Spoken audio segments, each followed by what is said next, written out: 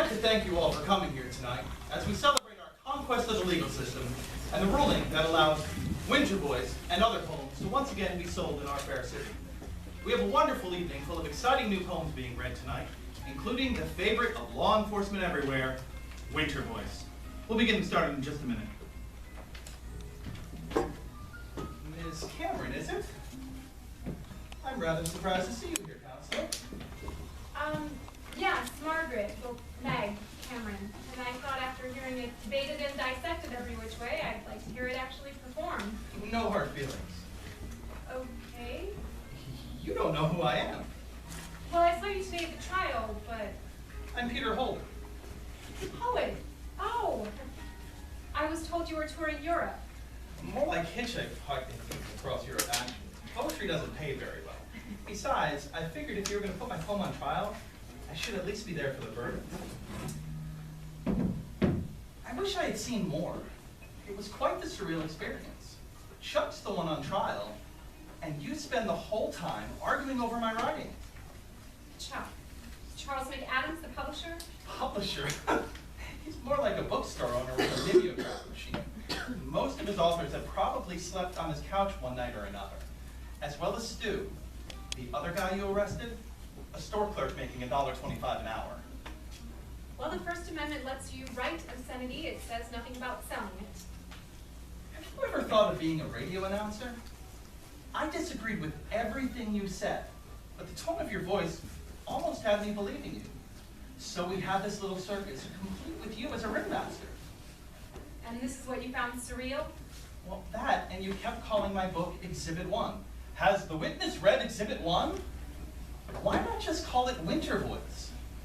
Though I did like it when you called it the People's One. Yes, I am the voice of the people. Then why were you dragging up all these bearded old professors to defend your poem? Well, I've got a pile of mail on my desk from the people telling me to get rid of this filth. It seems you had your share of school teachers too for your side, Counselor. Well, yes, and none of them actually got to the real point. The real point. And what is that? Well, they kept going on and on about how it had no literary merit because it hadn't stood the test of time. As if anything written 6 months ago had a chance to. And why is that important? When Shakespeare wrote Merry Wives of Windsor, do you think he expected people to perform it 400 years later? Do you think we would be if it didn't have his name on it? Does that mean it has literary merit? Again, the real point. Well, then they kept saying that it had no form, or the wrong form, or someone else's form, or whatever, and therefore it was trash. But then your guy said it was the right form, or just like someone else's form, and therefore it was great. But the whole time, no one really understood the form. They're just too set in their routines. Art has always followed a cycle. First comes random experimentation.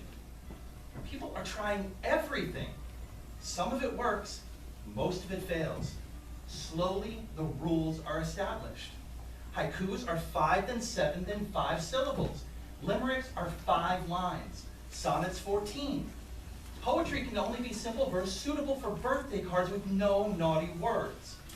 Once the rules are set in stone, then comes the third phase, where the masters of the form know exactly where to break the rules. This is where we find the greatest art. Like Whitman's Leaves of Grass, or Ginsberg's Howl.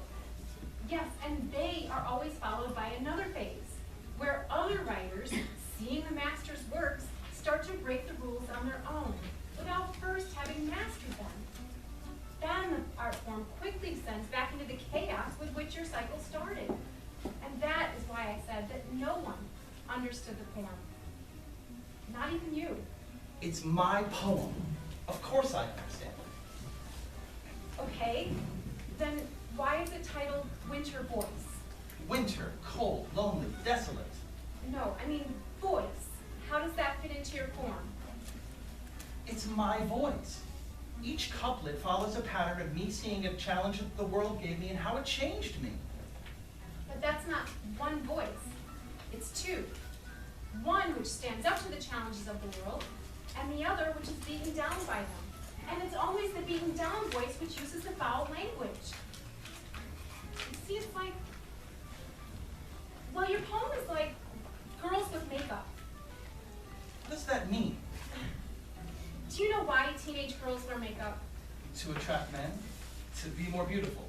No, that's why adult women wear makeup. But why do teenage girls? I don't know. Why? To show off that their parents let them wear makeup. So no matter how often their mothers show them the right way, they will always cake it on because they want everyone to know from across the room. Which is why so many teenage girls end up looking like clowns.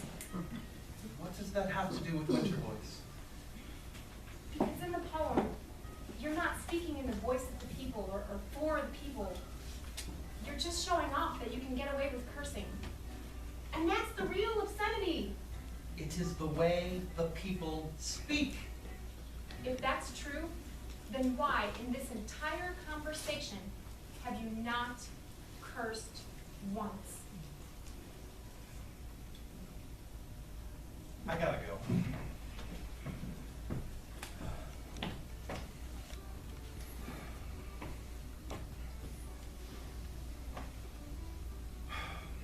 And now, after months of hushed word of mouth, impounding, arrests, weeks of a trial, and finally, vindication, I am pleased to present tonight's poem of honor, Winter Voice. Over the last year, at many different lofts and coffee houses around the city, I've read this poem. Tonight, since it's a special occasion, I'd like to try something different.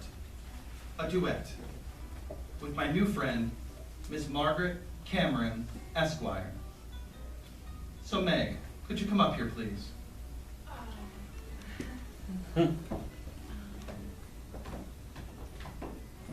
What are you doing? We'll do it your way. You read the part of the ringmaster. I'll play the clown.